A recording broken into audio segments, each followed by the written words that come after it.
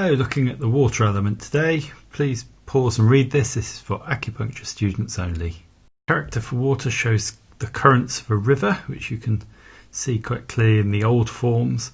And the first thing to say about water is it's essential for life. So, about 70% of the Earth's surface, about 80% in children, and gradually as we get older we dry up.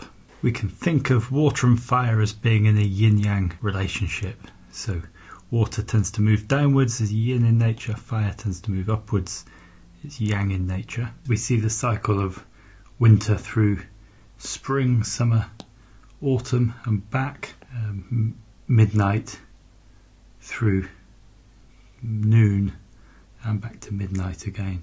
So water represents this coming back. One aspect to water is that when it's still, it can be used as a mirror. It's very clear, and when it's moving, it can be very powerful and even very dangerous. The relationship between the five elements in terms of the shung or engendering cycle, metal gives form to water. It engenders it through condensation, through like bedrock holding water in the ground, and through pipes and containers, so it gives water the structure that it needs. And water in turn engenders wood. It gives how essential water is for life, and especially for plant life, which is obviously the foundation of all life. Water also controls fire by damping down fire, and in turn water's controlled by earth, like the way that rivers are banked up by earth or dammed up.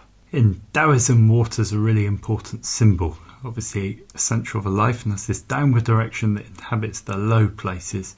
It's also formless, it shapes itself to its environment, takes the path of least resistance, always goes in the direction of flow.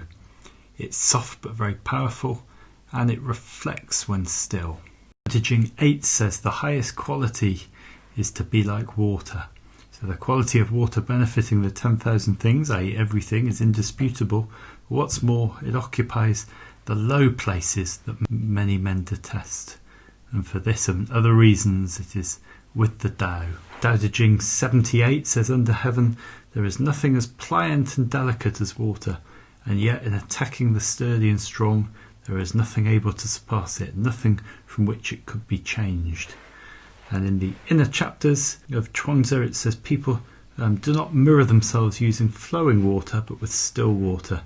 Only still water is able to still all stills. The image of meditation being like stilling the water, and the mirror as being knowing your true self, seeing the true nature of reality. If we look at the correspondences of the water element, a lot of them are talked about in Suen chapter 4. So we have the north direction, black colour, the kidneys, the two yin, the anus and genitals, the orifices, the essence in the kidneys, the ravines where disease is located, salty taste, its kind is water, swine of animals, beans of the grains, Mercury of the planets, the bones, the sixth tone of the scale, the number 6, and the putrid odour.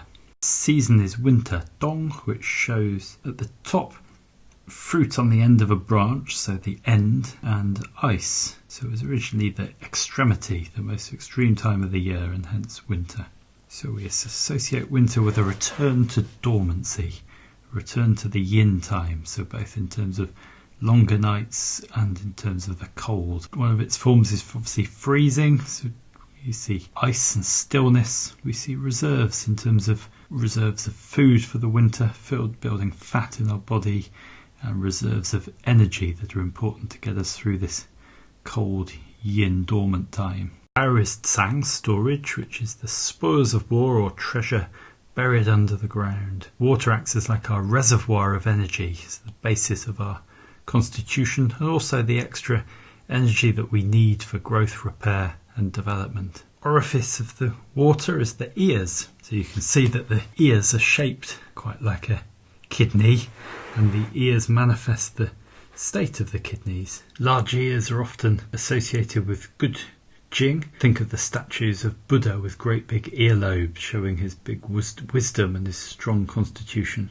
Likewise, unlevel or small ears can show weak Jing and weak reserves. Hearing obviously declines with age as our Jing gets depleted, our reserves decline. Hearing is very much associated with fear, so think of how when you're scared your hearing becomes very sharp. Look at the ears of our herbivores that are listening out for danger. The body part of water is the bones. The character gives us a scapula and flesh part of the body. And not only bones but also the residue is the teeth. The strength of our bones and our teeth rely on the water element. Taste associated with water is salty. A small amount of salty food can have a softening, moistening and cooling nature, moving downwards and inwards. Moisture tends to follow salt, so too much salt and the moisture follows the salt out of our bodies, being removed by our kidneys, and will dehydrate. The climate associated with water is cold. So the character gives us a house, bigger in the old forms, with a man in it, and he's surrounded himself with straw to keep out the ice and the cold. Cold tends to have a constricting nature like ice, and that leads to poor flow, and poor flow leads to constriction and pain. It impairs the yang in the body, impairs the warming functions of the body. In terms of diagnosing a water imbalance, we use colour, sound and motion and odour. So the colour is blue-black, which we usually see around the eyes. The sound is groaning, so think of like there's a snake in the room. Think of how your voice changes. It might become lower, flatter, slower. The ends might trail off. That's what a groaning voice sounds like. The odour is putrid, like the smell of stale urine, like an old people's home or public toilets, or sharp, like ammonia or bleach, kind of makes your nose clench up, like cat's urine, or like a stagnant pond or stale water. Some more positive images are like a sea breeze, or the smell that you get after a thunderstorm, or strong stock or marmite, like a slightly salty smell. The emotion associated with water is fear. So we have two characters for this. First one, we see a tool and a hand knocking and a heart.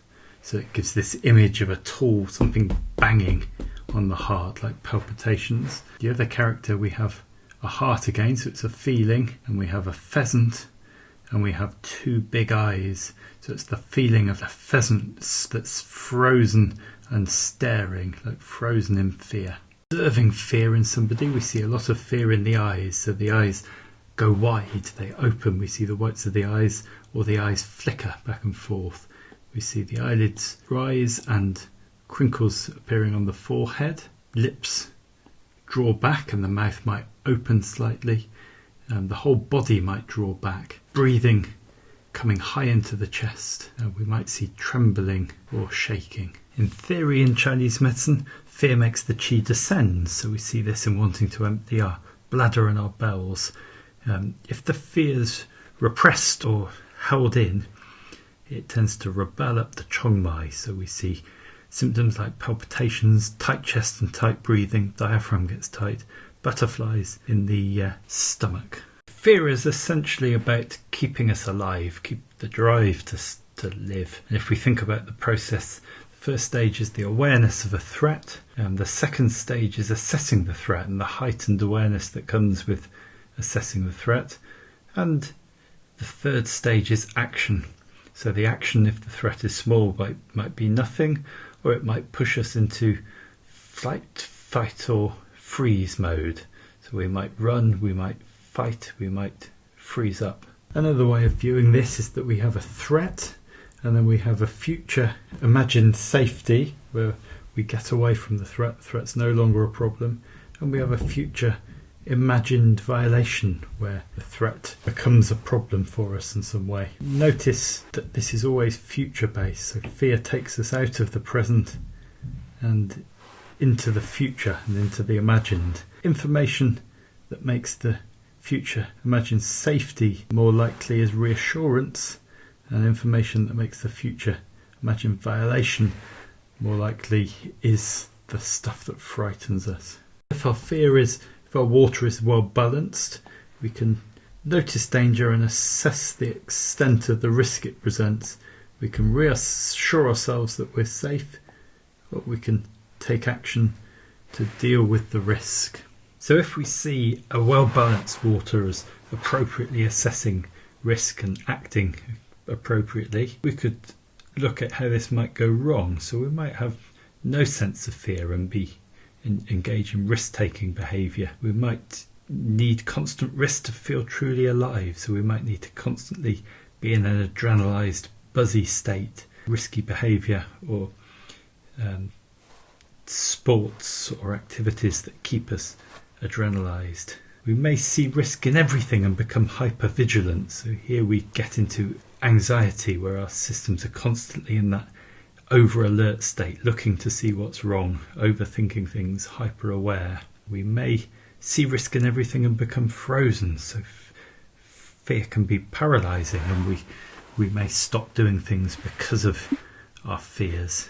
So some of the issues for a water imbalance are needing to be safe, trusting, who to trust, who not to trust, drive and willpower, and being reassured, excitation in danger. Some of the questions that a water imbalance might ask are: how can I deal with danger? Who can I trust? And where will I be safe? The organs associated with the water element are the kidneys and the bladder.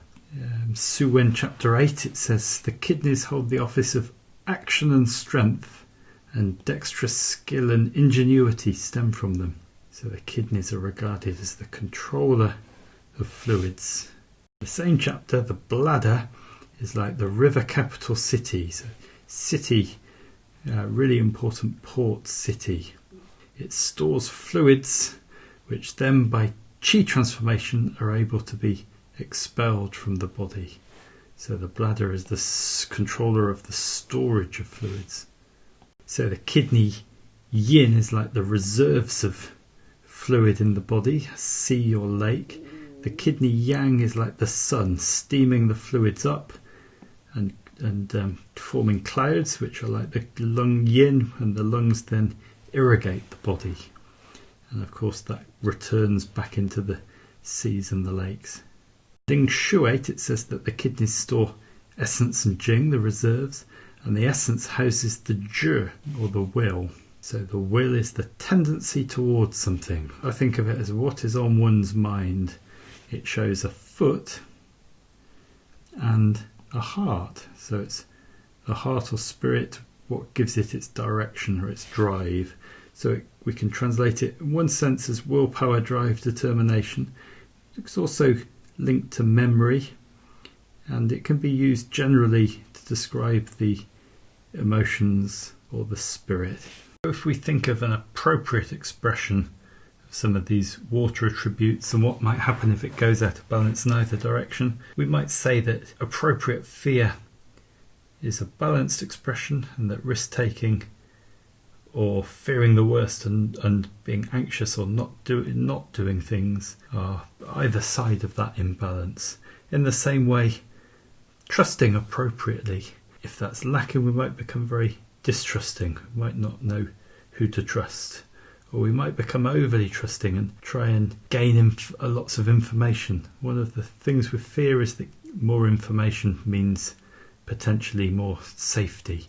So we may seek out people that can give us more information, or we may not trust the information that we're given. In the same way, people with a water imbalance can often seem intimidating because they gather lots of information, like a good chess player, always playing many moves in advance. Or they may seem, for the same reason, very reassuring. In terms of the drive or the zhi, we want to be appropriately driven.